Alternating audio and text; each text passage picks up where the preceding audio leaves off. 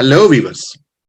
I'm your host, Mian Samair, and I welcome you all on behalf of Bonds Management Group. Today, we have a very senior management consultant, teacher, 30 years of experience in child welfare. And she is from Northern Ontario, and she is a band member of Timiskaming First Nation. Please join me in welcoming Marion Roberts. Hi, Marion. How are you doing today? Great. Thank you, Mian. Thanks for having me. And bonjour, everyone. Before beginning, I would like to acknowledge that I live and work in Sudbury, which is located on Huron Treaty Territory, home of the Atikamekw and Anishinaabeg peoples. Marion, it's always a pleasure to have you. And I must say, in our last video, which was on truth and reconciliation, a lot of new information. So it was just amazing. So thank you so much for that as well. And I would like to tell my viewers that today topic is Bill C-92. So we are going to talk about Bill C-92. So Marion, would you like telling us what is Bill C-92 and why did it come into being? Okay. Well, Bill C-92 is federal legislation that recognizes and restores Indigenous peoples' inherent right to self-government, which includes jurisdiction over child and family services. Bill C-92, as it's commonly referred to, came into effect on January the 1st, 2020, and is called an Act Respecting First Nations, Inuit and Metis children, youth, and families. So this legislation, which is really an unprecedented step for the federal government, in that it's the first time that they have exercised their jurisdiction to legislate Indigenous child welfare. So the legislation itself was drafted following engagement between the federal government with national, regional, and community organizations representing First Nations, Inuit, and Metis, as well as treaty nations, self-governing First Nations, Inuit provinces and territories, as well as experts and people with lived experience, such as elders, youth, and women. And these consultations were part of the co-development of this legislation that contributed to really what is considered comprehensive reform of Indigenous child and family services. But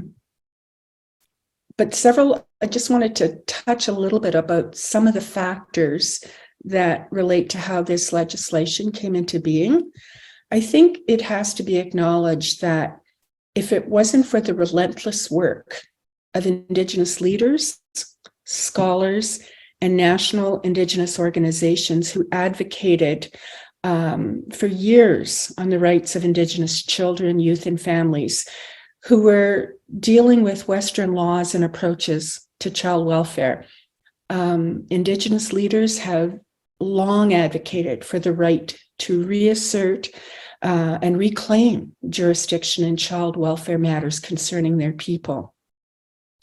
The second factor is it's been really well documented that Indigenous children and youth were significantly overrepresented in the child welfare, in foster, group, and institutional care, many for reasons of systemic issues such as poverty. And the Western approaches to child welfare really didn't have an understanding of intergenerational trauma that Indigenous people experienced through the residential system or the 60s scoop, where, again, unprecedented numbers of children and youth were apprehended. And I think the third piece is the Truth and Reconciliation Report really had a significant impact in that the first 5 calls to action were directed at child welfare. And in fact, the call to action number 4 was specifically directed to the government to enact legislation specific to Indigenous children and youth, allowing First Nations people to create their own child and family services law, and to no longer be subjected, should they choose, to provincial child welfare laws. Right. So now let's talk about the purposes. What are the purposes and principles of this act? Okay. Well, the main purpose of the legislation, in addition to affirming First Nation, Métis, and Inuit people's right to exercise jurisdiction over child and family services, is to reduce the overrepresentation of Indigenous children and youth in the care of the province. And it's also contributes to the implementation of the United Nations Declaration on the Rights of Indigenous Peoples Act. At the time of this legislation, it was not law in Canada, and now in 2021, the United Nations Declaration on the Rights of Indigenous Peoples Act is now law in Canada. And lastly, I think it allows Indigenous people to choose their own solutions for their children, their youth, their families, that are consistent with their own values and their own culture. Yeah. The principles, there's three primary principles of the legislation, and that's around best interests of children and youth, cultural continuity, and substantive equality. There's a significant shift in this legislation from protection and apprehension of children and youth to substantively supporting early intervention, prevention, and pre- and postnatal services. Right. So as we are talking about the principles, and another question which comes into my mind, what is the process First Nations employ for creating their own family law? Yeah. Well, C-92, or an act respecting First Nations, Inuit, Métis children, youth, and families, it creates a clear legislative framework that supports First Nations and allows them to develop their own child and family law. And it includes a mechanism for the law to be recognized as paramount and taking precedence over any child welfare provincial legislation. And so the first step for a First Nations community, for example, to create their own law is to form what's called a First Nations governing body, or they could use their own chief and council as the governing body. But in some instances, for example, several First Nations could come together to work on a law that's common to, say, 4 communities that are close in jurisdiction.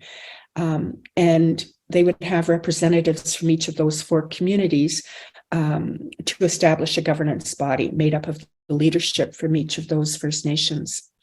So in either scenario, if it's one First Nation wanting to create their own law or a consortium of First Nations, the first step is to notify the federal government of their intention to develop and pass their own law. Following this, there's a series of steps the communities undertake, and these steps are currently funded by the federal government, so communities do not need to take on an additional financial burden to develop their own law. The funding to do this work covers legal fees, consulting fees, honorariums, and other related costs. So usually a community would first conduct a community capacity review. They would do community engagement then to identify what are our principles and values that we want to be stated in this law that will govern our child and family law. This is a crucial step in the process, and it involves everyone in the community and elders, knowledge keepers, leaders, even children, youth, and families, as well as service providers. Because not only is the community deciding what their law will be, but they're determining what services are needed to support their community and their families in order for them to raise really healthy and happy children. And the engagement with the membership that occurs is with members who live both on and off reserve. So once the engagement process is completed, generally what happens is a community would review their constitution and their governance model. And perhaps they would make changes to that so that it would support their new law. Then they would go about drafting their own distinctions-based child, youth, and family law. Some of the key things that they would take into consideration are defining the age of a child. Some communities would say that we want to provide services up to 21. Some might say we want to provide services to our youth up to 25. It's really dependent on the community itself. Other aspects that they would need to do is talk about how are they going to define what is in the best interests of children, youth, and families. They need to decide on jurisdictional issues, as well as having some form of tribunal for dispute resolution. Once they've drafted their law, based on all of the community consultation, it's important that they have a process in the community to approve the law. And many of the communities are implementing a referendum to approve the law. And once the law is approved, then the next step is to notify the federal government of their intention to implement their law. The federal government does not enter into negotiations with the First Nation about the law. The law is their law, and it will become the law of the land in their First Nation.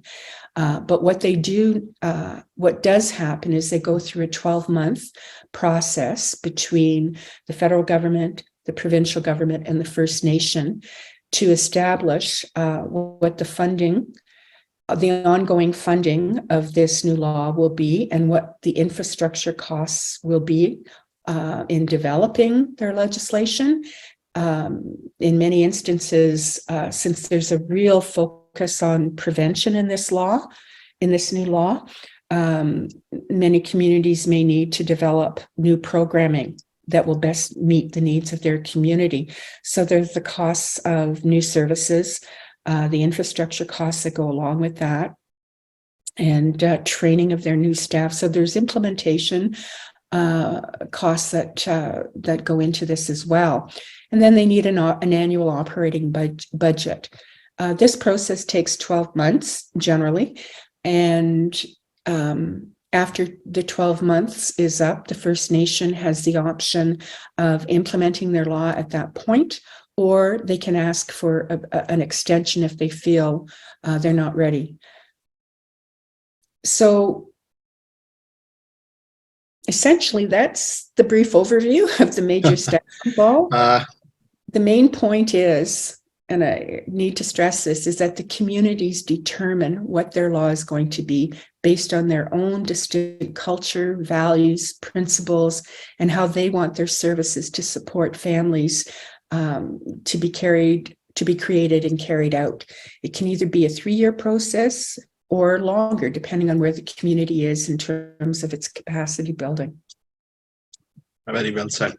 Thank you, Marion. Again, it's very interesting and informative session with you, and it is always. And it's a pleasure to have you. Thank you so much. Miigwech. Viewers, that was the end of today's episode, and we are going to bring a new topic and new information. And do not forget to like, subscribe, and share BMG social media pages.